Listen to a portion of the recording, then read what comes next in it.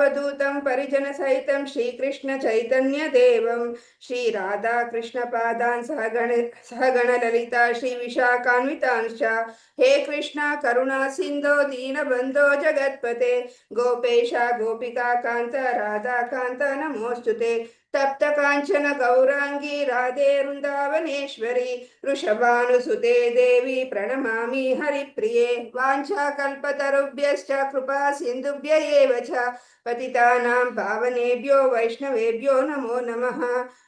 जयो श्री कृष्ण चैतन्य प्रभो नित्यानंद श्री अद्वैत गदाधर श्रीवासादि गौर भक्तवृंद। हरे कृष्ण कृष्ण कृष्ण हरे हरे हरे राम राम राम हरे हरे हरे कृष्ण कृष्ण कृष्ण हरे हरे हरे राम राम राम हरे हरे हरे कृष्ण कृष्ण कृष्ण हरे हरे हरे राम राम राम हरे हरे। जय जय श्री चैतन्य जय नित्यानंद जय जय श्री चैतन्य जय नित्यानंद जय द्वैत चंद्र जय गौर भक्तवृंद जय द्वैत चंद्र जय गौर भक्तवृंद जय जय श्री चैतन्य जय नित्यानंद जय जय श्री चैतन्य जय नित्यानंद जय द्वैत चंद्र जय गौर भक्तवृंद जय द्वैत चंद्र जय गौर भक्तवृंद जय जय श्री चैतन्य जय नित्यानंद जय जय श्री चैतन्य जय नित्यानंद जय द्वैत चंद्र जय गौर भक्तवृंद जय द्वैत चंद्र जय गौर भक्तवृंद जय जय श्री चैतन्य जय नित्यानंद जय जय श्री चैतन्य जय नित्यानंद जय द्वैत चंद्र जय गौर भक्तवृंद जय द्वैत चंद्र जय गौर भक्तवृंद जय जय श्री चैतन्य जय नित्यानंद जय जय श्री चैतन्य जय नित्यानंद जय द्वैत चंद्र जय गौर भक्तवृंद जय द्वैत चंद्र जय गौर भक्तवृंद। हरे कृष्ण माताजी। हरे कृष्ण माताजी। हरे कृष्ण स्क्रीन ಬಂತಲ್ಲ ಬಂತು ಮಾತಾಜಿ। हरे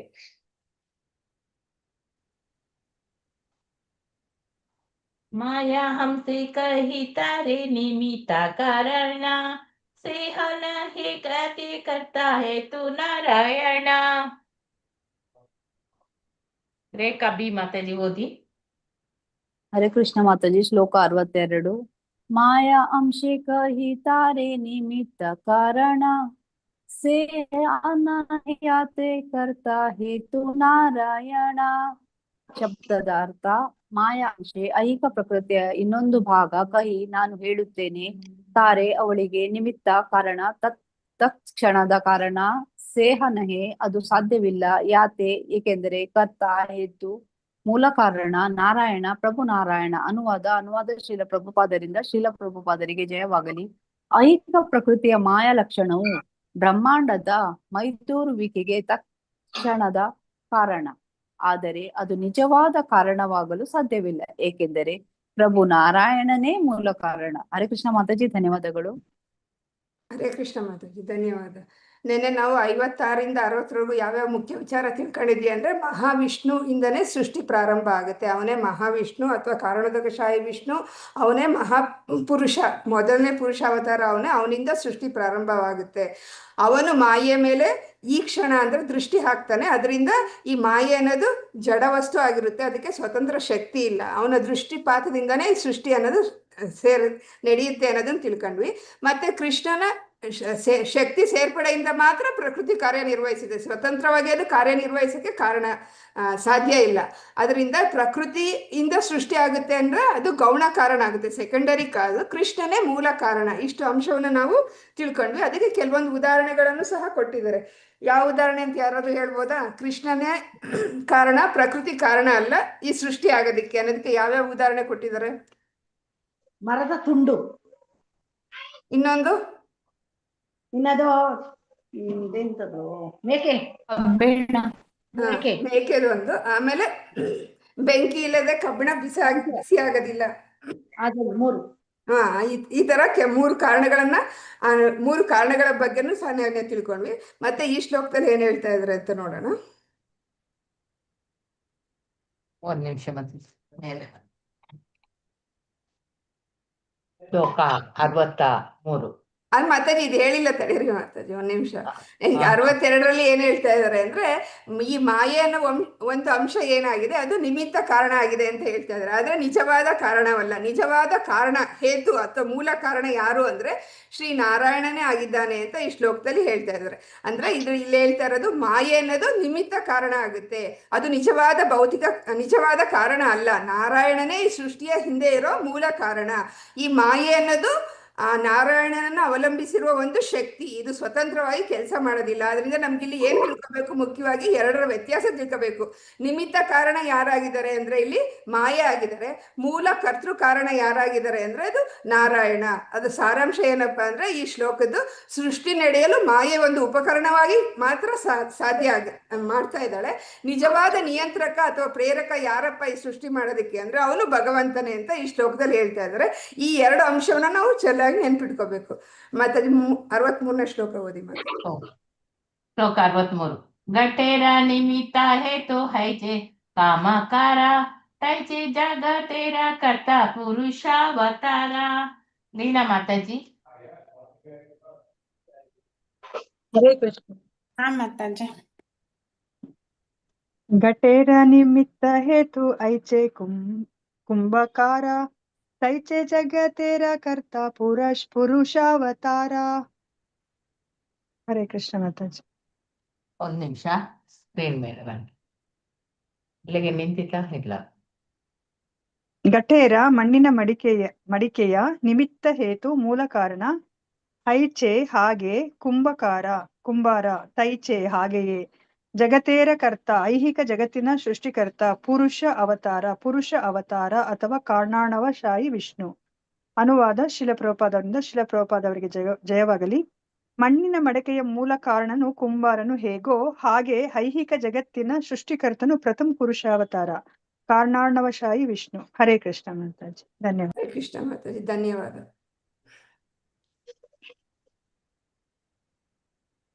ಅಂದ್ರೆ ಈ ಶ್ಲೋಕದಲ್ಲಿ ಹೇಳ್ತಾ ಇದ್ದಾರೆ ಏನಂತ ಅಂದ್ರೆ, ಹೇಗೆ ನಿಮಿತ್ತ ಕಾರಣ ಹೇತು ಕಾರಣ ಅಂದ್ರೆ ಒಂದು ಮಡಕೆ ಆಗೋದಕ್ಕೆ ಕುಂಬಾರ ಅಲ್ಲ, ಮಣ್ಣಿದ್ರೆ ಮಣ್ಣು ನಿಮಿತ್ತ ಕಾರಣ ಆಗುತ್ತೆ ಮಡಕೆ ಆಗೋದಕ್ಕೆ. ಕುಂಬಾರ ಇರ್ಲೇಬೇಕು ಮಡಕೆ ಆಗೋದಕ್ಕೆ. ಕುಂಬಾರ ಮಾಡೋನಿಲ್ದೆ ಮಣ್ಣು ಮಡಕೆ ಆಗಿ ಪರಿವರ್ತನೆ ಆಗಕ್ಕೆ ಸಾಧ್ಯ ಇಲ್ಲ. ಅದೇ ರೀತಿ ಈ ಕರ್ತೃ ಅಥವಾ ಸೃಷ್ಟಿಕರ್ತ ಯಾರಾಗಿದ್ದಾನೆ ಈ ಸೃಷ್ಟಿಗೆ ಅಂದ್ರೆ ಅವನು ಪುರುಷಾವತಾರವಾದ ಕಾರಣಾಣವಶಾಯಿ ವಿಷ್ಣು ಆಗಿದ್ದಾನೆ ಅಂತ ಹೇಳ್ತಾ ಇದ್ದಾರೆ.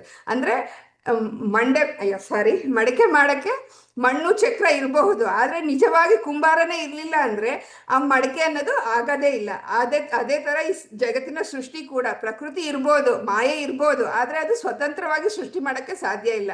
ಅದು ಸೃಷ್ಟಿ ಮಾಡ್ಬೇಕು ಅಂದ್ರೆ ಅದಕ್ಕೆ ನಿಜವಾದ ಕರ್ತೃವಾದ ಪುರುಷಾವತಾರ ಅದವಾದ ವಿಷ್ಣು ಬೇಕೇ ಬೇಕು. ಅವನ ಕಾರಣದಿಂದನೇ ಈ ಸೃಷ್ಟಿ ಅನ್ನೋದು ನಡೆಯುತ್ತೆ.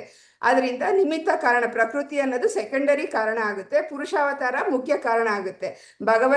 ಸೃಷ್ಟಿಯ ಹಿಂದೆ ಜ್ಞಾನ ನಿಯಂತ್ರಣವಿರುವ ಭಗವಂತನೇ ಕಾರ್ಯನಿರ್ವಹಣೆ ಮಾಡ್ತಾನೆ ಅಂತ ನಾವು ತಿಳ್ಕೋಬೇಕು. ಈ ಜಗತ್ತು ಒಮ್ಮಿಂದೊಮ್ಮೆ ಸ್ವಯಂ ಸೃಷ್ಟಿಯಾಗಿಲ್ಲ. ಭಗವಂತನ ಅವತಾರವಾದ ಈ ಪುರುಷನೇ ಸೃಷ್ಟಿಕರ್ತನಾಗಿ ಈ ಸೃಷ್ಟಿಯನ್ನ ಜಗತ್ತನ್ನ ಸೃಷ್ಟಿ ಮಾಡಿದಾನೆ ಅನ್ನೋದನ್ನ ತಿಳ್ಕೋಬೇಕು. ಅದಕ್ಕೆ ಈ ಉದಾಹರಣೆಯನ್ನ ಇಲ್ಲಿ ಕೊಟ್ಟಿದ್ದಾರೆ, ಮಡಕೆ ಮಾಡೋನು ಮತ್ತೆ ಕುಂಬಾರ. ಈ ಉದಾಹರಣೆಯಿಂದ ಇದನ್ನ ತಿಳ್ಕೊಬೇಕು ಅಂತ ಇಲ್ಲಿ ಹೇಳ್ತಾ ಇದ್ದಾರೆ. ಹರೇ ಕೃಷ್ಣ ಮಾತಾಜಿ. ಶ್ಲೋಕ 64. ಕೃಷ್ಣ ಕರ್ತ ಮಾಯಾ ತಾಂಜ ಕರ ಕರೇನ ಸಾಯ ಪಟೇರ ಚಾರಣ ಚಕ್ರ ದಂಡಾದಿ ಉಪಾಯ. ಹರಿಣಿ ಕಕ್ಕೇರಿ ಮಾತಾಜಿ. ಹರೇ ಕೃಷ್ಣ.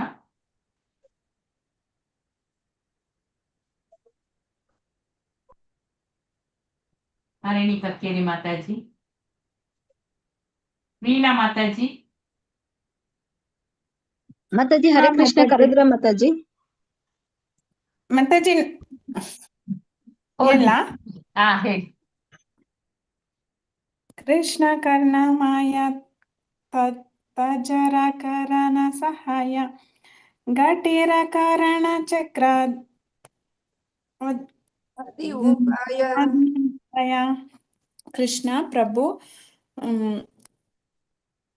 ಕೃಷ್ಣ ಕರ್ತ ಸೃಷ್ಟಿಕರ್ತ ಮಾಯಾ ಐಹಿಕ ಶಕ್ತಿ ತಜ್ಜರ ಅವನು ಕರೇನ ಮಾಡುತ್ತಾನೆ ಸಹಾಯ ಘಟೇರ ಕಾರಣ ಮಣ್ಣಿನ ಮಡಿಕೆಯ ಕಾರಣ ಚಕ್ರ ದಣ್ಣ ಆದಿಚಕ್ರ ದಂಡ ಮೊದಲಾದ ಉಪಾಯ ಉಪಕರಣಗಳು. ಅನುವಾದ: ಪ್ರಭು ಕೃಷ್ಣನು ಸೃಷ್ಟಿಕರ್ತ, ಕೂಲಾಲ ಚಕ್ರ ಮತ್ತು ಇತರ ಉಪಕರಣಗಳು ಮಡಿಕೆಯ ಸೃಷ್ಟಿಗೆ ಹೇಗೆ ಕಾರಣಗಳೋ ಹಾಗೆ ಮಾಯೆಯು ಒಂದು ಉಪಕರಣವಾಗಿ ಪ್ರಭು ಕೃಷ್ಣನಿಗೆ ಸಹಾಯ ಮಾಡುತ್ತಾಳೆ. ಹರೇ ಕೃಷ್ಣ ಮಾತಾಜಿ.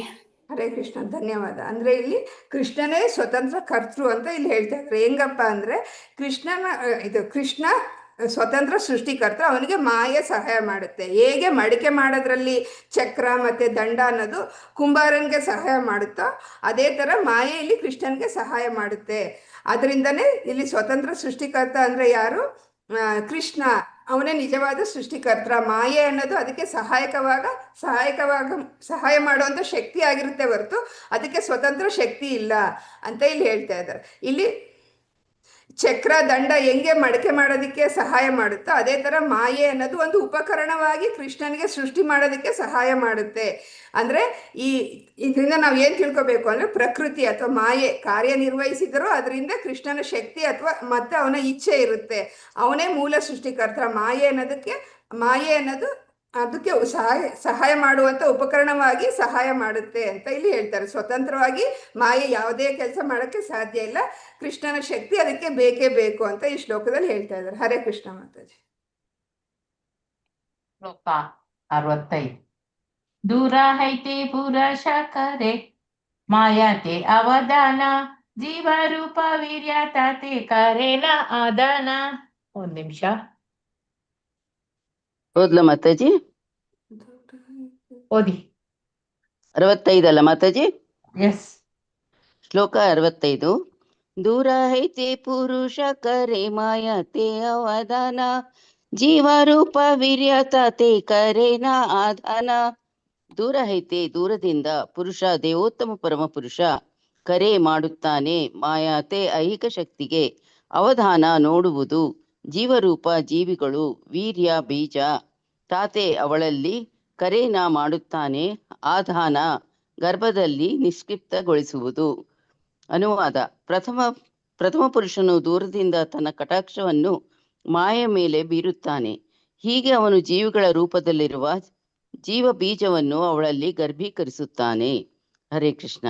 ಹರೇ ಕೃಷ್ಣ, ಧನ್ಯವಾದ ಮಾತಾಡಿ. ಅಂದ್ರೆ ಇಲ್ಲಿ ಹೇಳ್ತಾರೆ ಪುರುಷಾವತಾರವಾದ ವಿಷ್ಣು ಏನ್ ಮಾಡ್ತಾನೆ, ದೂರದಿಂದಲೇ ಮಾಯ ಮೇಲೆ ಈ ಕ್ಷಣ ಅಂದ್ರೆ ದೃಷ್ಟಿ ಬೀರ್ತಾನೆ. ಅದರಿಂದ ಅವರಲ್ಲಿ ಜೀವದ ಬೀಜ ರೂಪವಾಗಿ ಅವರಲ್ಲಿ ಸ್ಥಾಪನೆ ಮಾಡ್ತಾನೆ ಅಂತ ಇಲ್ಲಿ ಹೇಳ್ತಾರೆ. ಅಂದ್ರೆ ಪುರುಷ ಸೃಷ್ಟಿ ಯಾವ್ದಪ್ಪ ಅಂದ್ರೆ ಇಲ್ಲಿ ಪುರುಷಾವತಾರವಾದ ಕಾರಣಾಣವಶಾಹಿ ವಿಷ್ಣು. ಇವನು ಮಾಯ ಮೇಲೆ ದೂರದಿಂದಲೇ ದೃಷ್ಟಿ ಆಗ್ತಾನಂತೆ, ನೇರ ಸಂಪರ್ಕ ಇಲ್ಲ. ಭಗವಂತನು ಮಾಯೆಯೊಂದಿಗೆ ನೇರ ಸಂಪರ್ಕದಿಲ್ಲ, ದೂರದಿಂದಲೇ ಅವನು ಈ ಕೆಲಸವನ್ನ ಮಾಡ್ತಾನೆ. ಏನ್ ಕೆಲಸ ಮಾಡ್ತಾನೆ? ದೃಷ್ಟಿಯ ಮೂಲಕ ಬೀಜವನ್ನ ಮಾಯೆಯಲ್ಲಿ ಸ್ಥಾಪನೆಗೊಳ್ಳೋ ತರ ಮಾಡ್ತಾನೆ. ಆ ದೃಷ್ಟಿಯಿಂದನೇ ಈ ಸೃಷ್ಟಿ ಅನ್ನೋದು ಪ್ರಾರಂಭ ಆಗುತ್ತೆ. ಆವಾಗ ಮಾಯೆ ಗರ್ಭಧಾರಣೆ ಗರ್ಭಧಾರಣೆ ಆಗಿ ಸೃಷ್ಟಿ ಕಾರ್ಯ ಹೆಂಗೆ ನಡೆಯುತ್ತೋ ಆ ಥರ ನಡ್ಕೊಂತ ಹೋಗುತ್ತೆ. ಅಂದ್ರೆ ಜೀವ ಬೀಜವನ್ನು ಧರಿಸಿ ಅಭಿವೃದ್ಧಿ ಪಡಿಸೋದು ಪ್ರಕೃತಿ ಕೆಲಸ ಆಗಿರುತ್ತೆ. ಆ ಬೀಜ ಕೊಡೋ ಕೆಲಸ ಭಗವಂತ ಮಾಡ್ತಾನೆ.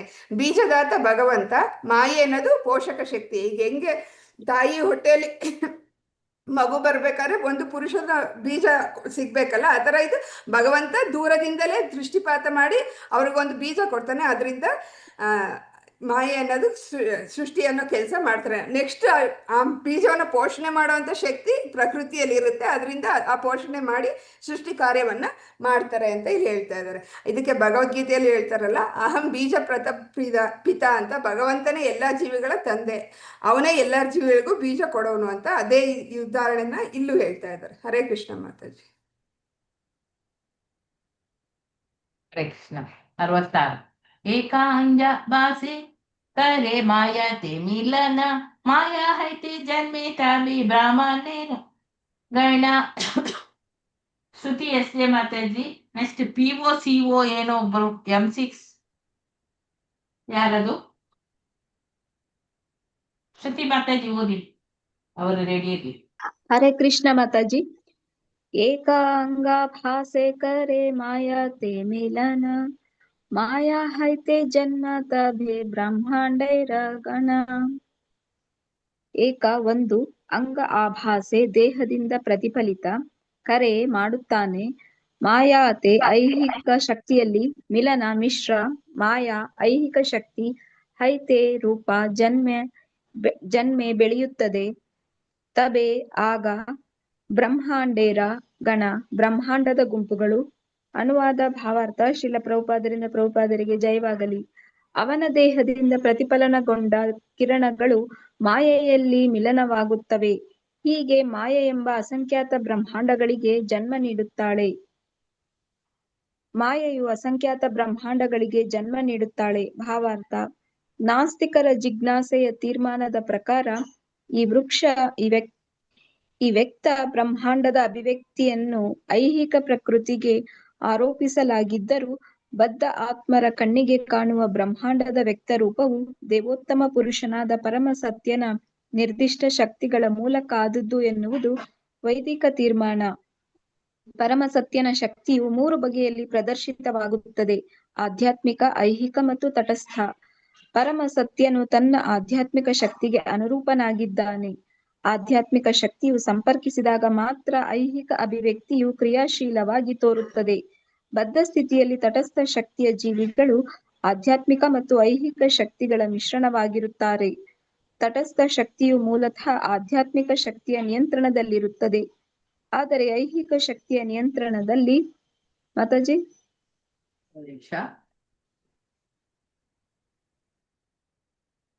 ಸ್ವಲ್ಪ ಸ್ಕ್ರೋಲ್ ನಿಯಂತ್ರಣದಲ್ಲಿ ಜೀವಿಗಳು ವಿಸ್ಮರಣೆಯಲ್ಲಿ ಐಹಿಕ ಜಗತ್ತಿನ ಒಳಗಡೆಯೇ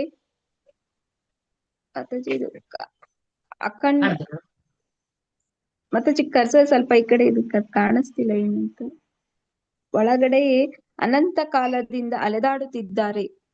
ಆಧ್ಯಾತ್ಮಿಕ ನೆಲೆಯಲ್ಲಿ ವ್ಯಕ್ತಿ ಸ್ವಾತಂತ್ರ್ಯದ ದುರುಪಯೋಗದಿಂದ ಬದ್ಧ ಸ್ಥಿತಿಯು ಉಂಟಾಗಿದೆ, ಏಕೆಂದರೆ ಇದು ಜೀವಿಯನ್ನು ಆಧ್ಯಾತ್ಮಿಕ ಶಕ್ತಿಯ ಸಹವಾಸದಿಂದ ಪ್ರತ್ಯೇಕಿಸುತ್ತದೆ. ಆದರೆ ಯಾವಾಗ ಜೀವಿಯು ಪರಮ ಪ್ರಭು ಅಥವಾ ಅವನ ಪರಿಶುದ್ಧ ಭಕ್ತನ ಅನುಗ್ರಹದಿಂದ ತಿಳಿವಳಿಕೆಯನ್ನು ಪಡೆದು ತನ್ನ ಮೂಲ ಸ್ಥಿತಿಯಾದ ಪ್ರೀತಿ ಸೇವೆಯನ್ನು ಪುನರ್ಜೀವಿಸಲು ಆಸಕ್ತನಾಗುತ್ತಾನೆಯೋ ಆಗ ಅವನು ಶಾಶ್ವತ ಆನಂದ ಮತ್ತು ಜ್ಞಾನದ ಅತ್ಯಂತ ಶುಭಕರವಾದ ನೆಲೆಯ ಮೇಲಿರುತ್ತಾನೆ. ತಟಸ್ಥ ಜೀವಿಯು ತಾನು ಶಕ್ತಿಯಲ್ಲ ಆದರೆ ಶಕ್ತಿವಂತ ಎಂದು ಯಾವಾಗ ಸ್ವತಂತ್ರವಾಗಿ ಯೋಚಿಸುತ್ತಾನೆಯೋ ಆಗ ತನ್ನ ಸ್ವಾತಂತ್ರ್ಯವನ್ನು ದುರುಪಯೋಗಪಡಿಸಿಕೊಂಡು ಶಾಶ್ವತ ಸೇವಾ ಪ್ರವೃತ್ತಿಗೆ ವಿಮುಖನಾಗುತ್ತಾನೆ. ತನ್ನ ಅಸ್ತಿತ್ವವನ್ನು ಕುರಿತ ಈ ತಪ್ಪು ಗ್ರಹಿಕೆಯು ಐಹಿಕ ಪ್ರಕೃತಿಯ ಮೇಲೆ ಪ್ರಭುತ್ವವನ್ನು ತೋರುವ ಪ್ರವೃತ್ತಿಯತ್ತ ಅವನನ್ನು ಒಯ್ಯುತ್ತದೆ. ಹರೇ ಕೃಷ್ಣ ಮಾತಾಜಿ. ಧನ್ಯವಾದಗಳು. ಕಾಂತಾಮಣಿ ಮಾತಾಜಿ. ಹರೇ ಕೃಷ್ಣ ಮಾತಾಜಿ. 1 ನಿಮಿಷ ಮೇಲೆ ಮಾಡ್ತೀನಿ, ಓದಿ. ಐಹಿಕ ಪ್ರಕೃತಿಯು ಆಧ್ಯಾತ್ಮಿಕ ಶಕ್ತಿಗೆ ತದ್ವಿರುದ್ಧವಾಗಿ ಕಾಣುತ್ತದೆ. ವಾಸ್ತವ ಸಂಗತಿ ಏನೆಂದರೆ ಐಹಿಕ ಶಕ್ತಿಯು ಆಧ್ಯಾತ್ಮಿಕ ಶಕ್ತಿಯೊಂದಿಗೆ ಸಂಪರ್ಕಕ್ಕೆ ಬಂದಾಗ ಮಾತ್ರ ಕೆಲಸ ಮಾಡಬಲ್ಲದು. ಮೂಲತಃ ಕೃಷ್ಣನ ಶಕ್ತಿಯು ಆಧ್ಯಾತ್ಮಿಕ, ಅದು ವಿದ್ಯುತ್ ಶಕ್ತಿಯಂತೆ ನಾನಾ ವಿಧಾನದಲ್ಲಿ ಕೆಲಸ ಮಾಡುತ್ತದೆ. ವಿದ್ಯುತ್ ಶಕ್ತಿಯು ವಿವಿಧ ರೂಪಗಳಲ್ಲಿ ವ್ಯಕ್ತವಾಗುವ ಮೂಲಕ ಶೀತಲೀಕರಣ ಅಥವಾ ಶಾಖೋತ್ಪನ್ನ ಸಾಮರ್ಥ್ಯವನ್ನು ಪ್ರದರ್ಶಿಸಬಲ್ಲದು. ಐಹಿಕ ಶಕ್ತಿಯು ಮಾಯೆ ಎಂಬ ಮೋಡದಿಂದ ಆವೃತವಾದ ಆಧ್ಯಾತ್ಮಿಕ ಶಕ್ತಿ. ಆದ್ದರಿಂದ ಐಹಿಕ ಶಕ್ತಿಯು ತನ್ನ ಕಾರ್ಯದಲ್ಲಿ ಸ್ವಯಂ ಪೂರ್ಣವಲ್ಲ. ಕೃಷ್ಣನು ತನ್ನ ಆಧ್ಯಾತ್ಮಿಕ ಶಕ್ತಿಯನ್ನು ಐಹಿಕ ಶಕ್ತಿಯಲ್ಲಿ ತೊಡಗಿಸುತ್ತಾನೆ. ಆಗ ಅದು ಬೆಂಕಿಯಲ್ಲಿ ಕಾಯಿಸಿದ ಕಬ್ಬಿಣವು ಬೆಂಕಿಯಂತೆಯೇ ಪ್ರವರ್ತಿಸುವಂತೆ ಕೆಲಸ ಮಾಡುತ್ತದೆ. ಆಧ್ಯಾತ್ಮಿಕ ಶಕ್ತಿಯು ಅಧಿಕಾರ ಕೊಟ್ಟಾಗ ಮಾತ್ರ ಐಹಿಕ ಶಕ್ತಿಯು ಕೆಲಸ ಮಾಡಬಲ್ಲದು. ಐಹಿಕ ಶಕ್ತಿಯ ಮೋಡದಿಂದ ಆವೃತನಾದಾಗ ದೇವೋತ್ತಮ ಪರಮಪುರುಷನ ಆಧ್ಯಾತ್ಮಿಕ ಶಕ್ತಿಯೂ ಆಗಿರುವ ಜೀವಿಯು ಆಧ್ಯಾತ್ಮಿಕ ಶಕ್ತಿಯ ಚಟುವಟಿಕೆಗಳನ್ನು ಕುರಿತು ಮರೆತು ಬಿಡುತ್ತಾನೆ ಮತ್ತು ಐಹಿಕ ಅಭಿವೃದ್ಧಿಯಲ್ಲಿ ನಡೆಯುವುದೆಲ್ಲ ಅದ್ಭುತ ಎಂದು ಪರಿಗಣಿಸುತ್ತಾನೆ. ಆದರೆ ವ್ಯಕ್ತಿಯು ಸಂಪೂರ್ಣ ಕೃಷ್ಣ ಪ್ರಜ್ಞೆಯಲ್ಲಿ ಭಕ್ತಿ ಸೇವೆಯಲ್ಲಿ ಮಗ್ನನಾಗಿದ್ದು ಆ ಕಾರಣದಿಂದ ಆಗಲೇ ಆಧ್ಯಾತ್ಮಿಕ ಶಕ್ತಿಯಲ್ಲಿ ಸ್ಥಿತನಾಗಿದ್ದಾಗ ಐಹಿಕ ಶಕ್ತಿಗೆ ಸ್ವತಂತ್ರ ಸಾಮರ್ಥ್ಯವಿಲ್ಲ ಎಂದು ಅರ್ಥ ಮಾಡಿಕೊಳ್ಳಬಲ್ಲ. ಏನು ಚಟುವಟಿಕೆಗಳು ನಡೆಯುತ್ತಿವೆಯೋ ಅವು ಆಧ್ಯಾತ್ಮಿಕ ಶಕ್ತಿಯ ನೆರವಿನಿಂದ ಆಗುತ್ತಿವೆ. ಆಧ್ಯಾತ್ಮಿಕ ಶಕ್ತಿಯ ವ್ಯತಿರಿಕ್ತ ರೂಪವಾದ ಐಹಿಕ ಶಕ್ತಿಯು ಪ್ರತಿಯೊಂದನ್ನು ವಕ್ರವಾಗಿಯೇ ಸಾದರಪಡಿಸುತ್ತದೆ. ಈ ರೀತಿಯಲ್ಲಿ ಅದು ತಪ್ಪು ಗ್ರಹಿಕೆಗಳನ್ನು, ದ್ವಂದ್ವಗಳನ್ನು ಉಂಟು ಮಾಡುತ್ತವೆ. ಐಹಿಕ ವಿಜ್ಞಾನಿಗಳು ಮತ್ತು ದಾರ್ಶನಿಕರು ಐಹಿಕ ಪ್ರಕೃತಿಯ ಮೂಡಿಯಿಂದ ಬದ್ಧರಾಗಿ ಐಹಿಕ ಶಕ್ತಿಯು ತನ್ನಷ್ಟಕ್ಕೆ ತಾನೇ ಕೆಲಸ ಮಾಡುತ್ತದೆ ಎಂದು ಭಾವಿಸುತ್ತಾರೆ. ಆದ್ದರಿಂದ ಅವರು ಮೇಕೆಯ ಕೊರಳಿನಲ್ಲಿನ ಮೊಲೆಗಳಿಂದ ಹಾಲು ಕರೆಯಲು ಹೋಗಿ ಭ್ರಮನಿರಸನಗೊಂಡ ವ್ಯಕ್ತಿಯಂತೆ ಹತಾಶರಾಗುತ್ತಾರೆ. ಮೇಕೆಯ ಕೊರಳಿನ ಮೊಲೆಗಳಿಂದ ಹಾಲು ಪಡೆಯುವ ಸಾಧ್ಯತೆಯು ಹೇಗೆ ಇಲ್ಲವೋ ಹಾಗೆಯೇ ಐಹಿಕ ಶಕ್ತಿಯಿಂದ ಉತ್ಪನ್ನವಾದ ಸಿದ್ಧಾಂತಗಳನ್ನು ಮುಂದಿಟ್ಟು ಸೃಷ್ಟಿಯ ಮೂಲ ಕಾರಣವನ್ನು ಯಾರಾದರೂ ಅರ್ಥ ಮಾಡಿಕೊಳ್ಳುವ ಸಾಧ್ಯತೆಯೇ ಇಲ್ಲ. ಅಂತಹ ಪ್ರಯತ್ನವು ಅಜ್ಞಾನದ ಅಭಿವ್ಯಕ್ತಿ. ಹರೇ ಕೃಷ್ಣ ಮಾತಾಜಿ, ಹರೇ ಧನ್ಯವಾದಗಳು. ಕೃಷ್ಣ. ಲಲಿತಾ ಆರ್ ಪೂಜಾರಿ ಮಾತಾಜಿ ಓದಿ.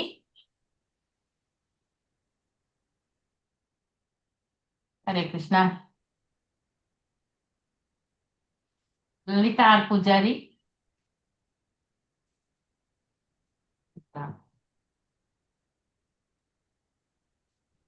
ಶಕುಂತಳ ಮಾತಾಜಿ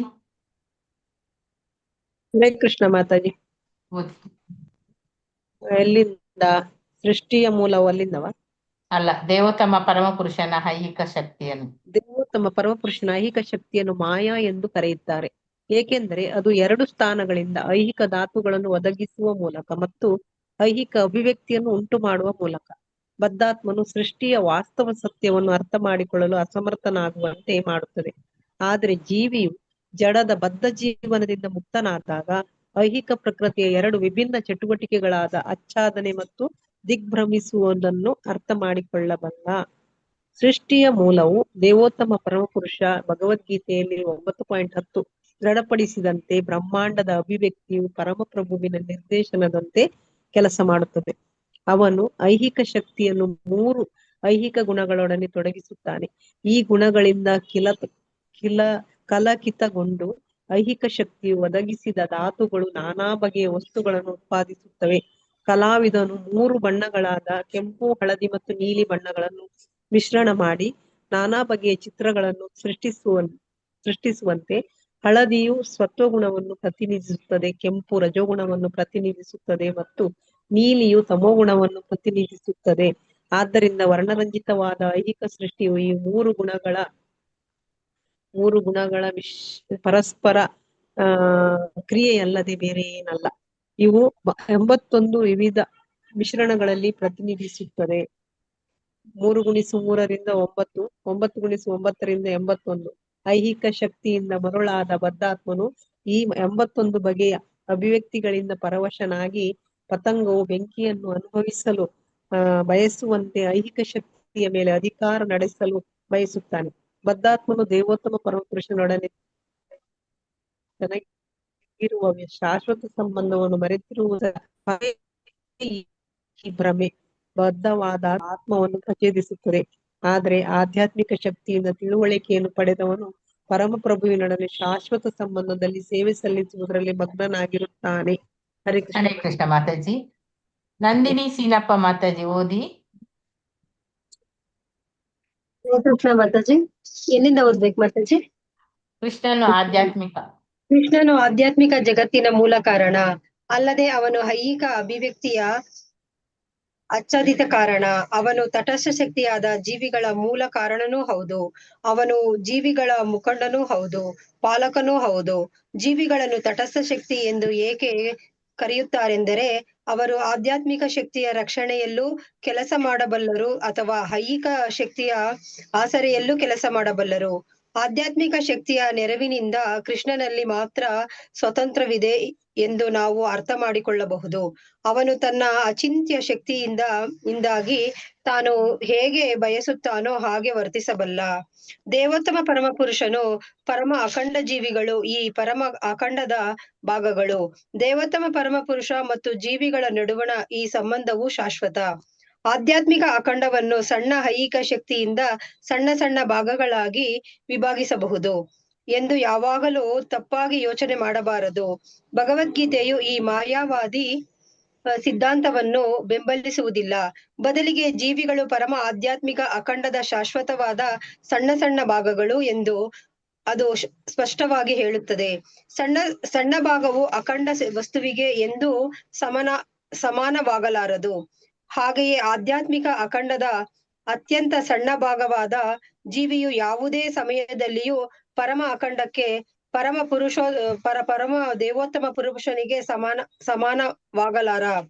ಪರಮಪ್ರಭು ಮತ್ತು ಜೀವಿಗಳು ಪ್ರಮಾಣದ ದೃಷ್ಟಿಯಿಂದ ಅಖಂಡ ಮತ್ತು ಬಿಡಿ ಭಾಗಗಳಾಗಿ ಸಂಬಂಧವನ್ನು ಹೊಂದಿದ್ದರು.